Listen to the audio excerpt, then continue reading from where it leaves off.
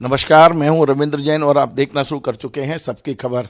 मध्य प्रदेश, छत्तीसगढ़, राजस्थान चुनाव के परिणाम आ चुके हैं, लेकिन आज भी कांग्रेस के गले नहीं उतर रहे हैं। अधिकांश नेताओं का मानना है कि कहीं ना कहीं ईवीएम में गड़बड़ी हुई है। हम इन तमाम सारे मुद्दों पर बात करने के लिए आए हैं देश के पूर्व मुख्य चुनाव आयुक्त ओपी रावत साहब के पास। हम समझने की कोशिश करते हैं कि क्या वाकई ईवीएम हैक हो सकती है, ईवीएम से कोई चुनाव प्रभावित किया जा सकता है, क्या ईवीएम मशीन में जो वीवीपैट लगता है वो 100% पर्ची दिया जाना मतलब संभव है। आपका बहुत बहुत स्वागत है रावत साहब। रावत साहब, जिस तरह कल यदि आपने पढ़ा हो, आज अखबारों में भी आया है कि इंडिया गठबंधन ने कल एक प्रेस नोट जारी किया है और उनने ईवीएम की पवित्रता पर संदेह व्यक्त करते हुए कहा है कि वीवीपैट जो पर्ची है वो वोटर को दी जाना चाहिए और वो 100% की मांग कर रहे हैं। क्या ये संभव है?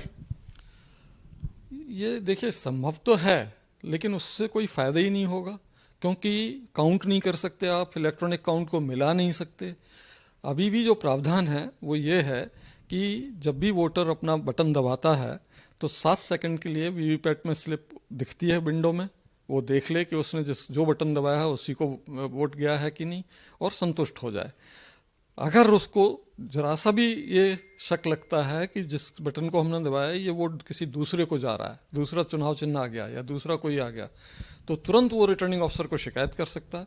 रिटर्निंग ऑफिसर और पोलिंग एजेंट को लाके गवाह के रूप में उसके सामने कहेगा कि अब बताओ, अब फिर से दबाओ, और अगर दबाया और सही आया तो इसका मतलब उसकी शिकायत गलत है, तो वो नकार दी जाएगी। लेकिन अगर वाकई जैसे उसने कहा वैसे ही दूसरा कोई आया उसमें, तो वीवीपैट बदली जाएगी, वो बदला जाएगा और फिर से पोलिंग होगी, वहाँ पूरी पोलिंग फिर से होगी या रीपोल कराया जाएगा। ये सब व्यवस्थाएं हैं, चाक चौबंद हैं। स्लिप देने में जो हमारे पास हार्ड कॉपी रिकॉर्ड है वही बेकार हो जाएगा, चला जाएगा। अब उसको गली गली में जाके क्या, कहाँ से कौन ढूंढेगा? लेकिन अगर कोई फर्जी बना के दिखा दे और फिर क्वेश्चन करे कि ईवीएम गड़बड़ है, हमारी स्लिप में तो इतने दिख रहे हैं, तो वो संभव नहीं है। कहाँ कहाँ आप जाके उसको नकारोगे? बहुत बड़ा सवाल ये है राव साहब कि क्या वाकई ईवीएम हैक हो सकती है? क्योंकि मैंने ये देखा है कि जो चुनाव हारता है वो ईवीएम की पवित्रता पर सवाल खड़े करता है और जो जीतता है वो कहता है कि आपको तो ये आरोप लगाना ही है। ये यदि मैं बात करूं 2009 के पहले की, जब बीजेपी हार रही थी तो उनने भी एक किताब निकाली थी। उस समय भी आपने देखा होगा, भारतीय जनता पार्टी के प्रवक्ता ने किताब लिखी थी इसकी पूरी, कि क्या क्या शक उन्होंने अपने व्यक्त किए थे। तो ईवीएम को लेकर जो संदेह है उसके क्या लगता है कि बाकी हैक हो सकती है? ये बिल्कुल नहीं, क्योंकि ये कैलकुलेटर है। आप अपने ऑफिस में कैलकुलेटर रख लो और सारे एक्सपर्ट को दुनिया के बुला लो, अगर कोई भी एक्सपर्ट कुछ भी कर दे तो हम लोग मान जाएंगे। कैलकुलेटर कभी हैक नहीं होता। हैक वो मशीन हो सकती है जो इंटरनेट रेडी हो, जैसे मोबाइल, ये हैक हो सकता है क्योंकि वो इंटरनेट से जुड़ा हुआ है, बाहर से वो मशीन से बात कर सकता है, ये बात ही नहीं कर सकती। इसीलिए इसमें सोचिए आप, बिजली का भी प्रबंध नहीं है, केबल नहीं लगाते, इसकी बैटरी होती है अंदर, इंसुलेटेड इंस्ट्रूमेंट है ये, पूरी तरह से पूरी दुनिया से इंसुलेटेड है, कहीं कोई कनेक्शन नहीं, कोई बातचीत की संभावना नहीं, कोई इंटरनेट नहीं, कुछ भी नहीं। और इसकी तारीफ पूरी दुनिया करती है, सारी दुनिया करती है, और 27 देश हमारी ईवीएम जैसी ईवीएम से चुनाव कराते हैं। अमेरिका में भी 50 राज्य हैं, 50 राज्य में से 26 राज्य ईवीएम से चुनाव कराते हैं। लोग कहते हैं कि जर्मनी ने ईवीएम से चुनाव कराया और उनके सुप्रीम कोर्ट ने अवैध करार दिया, उसके बाद से जर्मनी में ईवीएम नहीं उपयोग हो रही है क्योंकि वो गलत है। अगर आप इलेक्शन कमीशन की वेबसाइट से ईवीएम स्टेटस पेपर पढ़ें जो 2017 में बना के डाला गया था और उसमें अपडेशन भी होता रहता है, उसमें साफ लिखा है कि जर्मनी ने, बल्कि इंडिया ने ईवीएम पहले यूज करी थी 1982 में। परूर एक विधानसभा क्षेत्र का केरल में बाई इलेक्शन था, उसमें इन्होंने कर दी यूज, सुप्रीम कोर्ट ने चुनाव रद्द कर दिया। कारण क्या था कि आपने कानून में बदलाव किए बिना बैलेट पेपर को हटा के ईवीएम यूज की, इसलिए चुनाव रद्द किया जाता है। वही चीज जर्मनी में हुई थी। तो फिर इलेक्शन कमीशन ने वेट किया, ईवीएम 82 में रेडी थी, लेकिन आप सोचिए 82 से 98 तक यूज नहीं हुई। वेट किया, 89 में अमेंडमेंट हुआ, फिर उसके बाद उन्होंने पर्याप्त संख्या में उनका मैन्युफैक्चर कराया और 98 से शुरू किया और 2000 के बाद से 100% ईवीएम हुई है। जर्मनी में क्या है कि कोई मेजोरिटी होती नहीं किसी की, एक दल के 4 सीट, एक दल की 100 सीट, एक दल की 80 सीट, तो मतैक्य ना होने से वहाँ अमेंडमेंट नहीं हुआ, इसलिए वो ईवीएम नहीं यूज करते। ये तो इतनी सिंपल बात है। तो इन सब चीजों के रहते जब बीजेपी ने हारी 2009 इलेक्शन, तो उन्होंने भी बहुत हल्ला मचाया और जीवीएल नरसिम्हा राव ने किताब भी लिखी। उस समय भी इलेक्शन कमीशन ने ईवीएम चैलेंज रखा, आओ करके दिखाओ, एक वोट भी आप इधर से उधर कर सकोगे तो ईवीएम हटा दी जाएगी। उस समय हुआ, सबने संतुष्टि कर ली, कोई कर नहीं पाया। 2017 में भी यही चक्कर हुआ। 2017 में जब आम आदमी पार्टी जैसे 70 में से 67 सीट ईवीएम ने दिलाई थी दिल्ली में, तब तो ईवीएम अच्छी थी। पंजाब में हारे बुरी तरह से, तब ईवीएम हैक हो गई, तो उन्होंने हल्ला खूब मचाया और लोगों ने भी हल्ला मचाया, उसमें कोरस हो गया।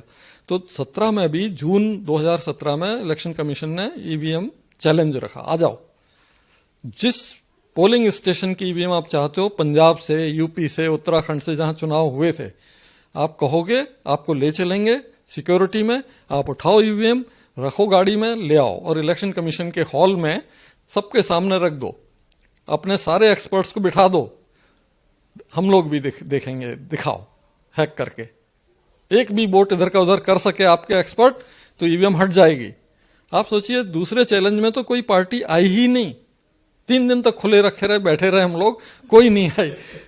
2 पार्टी के लोग आए, सीपीएम और एनसीपी के, तो हमें आशा हुई कि चलो कोई तो आया, कुछ तो करने को रहेगा। लेकिन आके बोले, साहब हम चुनौती के लिए नहीं आए हैं, ईवीएम चैलेंज के लिए नहीं आए हैं, हम तो ये सीखने के लिए आए हैं कि और क्या क्या इसमें विशेषताएं हैं, आप हमें समझा दीजिए, आपके इंजीनियर हमें समझा दें।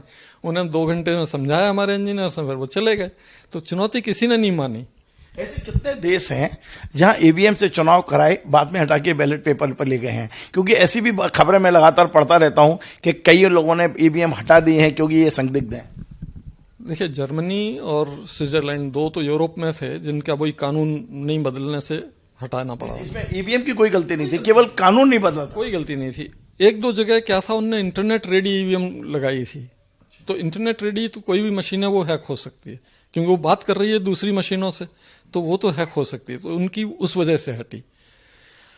एक जगह अभी बांग्लादेश में चुनाव आने वाला है, बांग्लादेश में उसमें मजबूरी के कारण शायद बैलेट हो जाए, अभी तय नहीं है, अभी आंदोलन सा चल रहा है, क्योंकि अभी से अपोजिशन पार्टी और रूलिंग पार्टी में झगड़े भी चल रहे हैं, काफ़ी कुछ वो हो रहा है।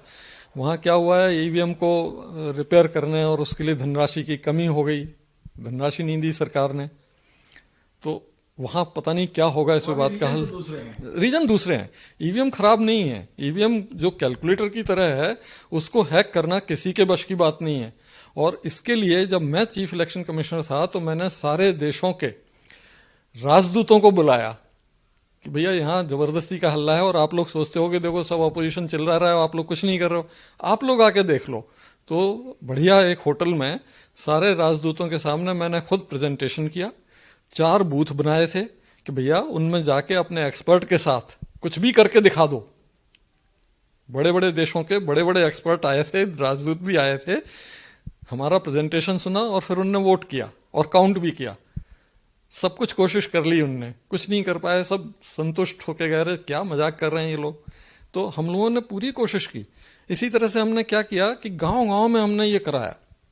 मैं खुद आया ग्वालियर के दूर के गांव में रख दी मशीनें, हम लोग दूर बैठ गए, उन्हीं गांव के लड़कों को कहा कि तुम लोग जो हो, जो पढ़े लिखे हो, एक रजिस्टर में लिखो किसने किसको वोट दिया, एक प्रिजाइडिंग ऑफिसर बनो, कंट्रोल यूनिट दबाना, एक पोलिंग ऑफिसर बनो, वो करना वोट डालने का, और एक काउंटिंग के लिए 4 लड़कों को सिलेक्ट करके तुम ही करो सब, और फिर स्लिप काउंट करना और दोनों मिला के बताना क्या हुआ।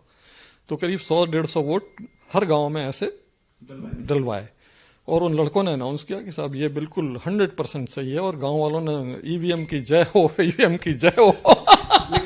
लेकिन एक बड़ी उदाहरण दिया जाता है मध्य प्रदेश का। ये अप्रैल 2017 का मामला है भिंड का। भिंड में कलेक्टर इलिया राजा साहब थे और उस समय जो मध्य प्रदेश की मुख्य चुनाव पदाधिकारी थी सलीना सिंह, वो वहां पहुंची थी और वहां डेमो में ये आया था कि जिस बटन को भी दबा रहे थे वो बीजेपी को वोट जा रहा था। तमाम सारा मीडिया कवरेज भी हुआ था और यही वाला उदाहरण कई बार कांग्रेस पार्टी दे रही है आजकल। अटेर का विधानसभा का उपचुनाव था वो, उसके समय ऐसा हुआ क्योंकि उसमें गलती हुई। इलेक्शन कमीशन का एक स्टैंडर्ड ऑपरेटिंग प्रोसीजर है, क्योंकि ईवीएम पर्याप्त नहीं है तो हमेशा दूसरी जगह से आती हैं। तो यूपी इलेक्शन की ईवीएम थी, कानपुर जिले की ईवीएम आई थी भिंड के बाई इलेक्शन के लिए। तो जब आती हैं तो इलेक्शन होने के बाद वो उनके बैलेट पेपर तो फट जाते हैं, मतलब दिखते नहीं है कुछ भी, ना नाम ना चुनाव चिन्ह, कुछ नहीं दिखता है। और उनकी चेकिंग और उनकी फंक्शनैलिटी टेस्ट और वो सब होना होता है पहले, उसके बाद ही उनको अगले चुनाव के बारे में सोचा जाता है। वो सब कुछ हुआ नहीं था, आके डिलीवरी हुई थी। उसी समय सीईओ का दौरा हो गया भिंड में उपचुनाव की तैयारी के बारे में।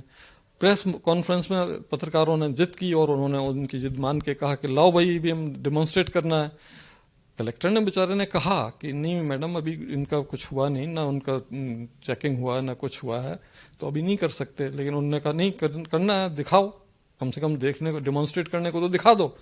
उसने कहा इलेक्शन कमीशन के निर्देश नहीं है, निर्देश है कि पहले उस डेटा खत्म करो वहाँ का, ये करो वो करो। लेकिन नहीं हुआ, वो आके रख गई मशीन, रख गई। और उसमें चूंकि दिख तो रहा ही नहीं था किसी को कि कौन सा बटन किसका है, तो कोई भी बटन किसी ने दबाया वो बीजेपी का होगा तो बीजेपी का निकला। दूसरे से कहा गया, उसने भी धोखे से वही बटन दबा दिया तो फिर बीजेपी का निकला। अब वो उसको कह दिया इनने कि कोई भी बटन दबाओ बीजेपी निकलता है, ये भी गड़बड़ है, जबकि वो एक्सीडेंटली दोनों ने एक ही बटन दबाया। फिर उसके बाद उसमें थोड़ा उनने धमका दिया पत्रकार को, उन्होंने कह दिया भाई ऐसा मत करो, इसे बाहर नहीं जाना चाहिए, ये ऐसा ठीक नहीं होगा, ये कह दिया उन्होंने। तो इस वजह से वो शक पैदा हो गया कि सीईओ कह रहे हैं कि आप बाहर नहीं जाने दो, ये ठीक नहीं है। तो इस वजह से मीडिया में हल्ला मचा और इसीलिए फिर 2017 में ईवीएम चैलेंज रखा गया जून में। हाँ, कि एक तो आप पंजाब का आम आदमी पार्टी हल्ला कर रही है, एक ही अटेर की घटना हो गई, तो ये सबका जवाब हो जाएगा कि आप करके दिखा दो। आपको हमारा ये कार्यक्रम पसंद आए वैसे शेयर करें, लाइक करें, कमेंट करें और आपसे बार बार निवेदन हमारे इस चैनल को सब्सक्राइब अवश्य करें। धन्यवाद।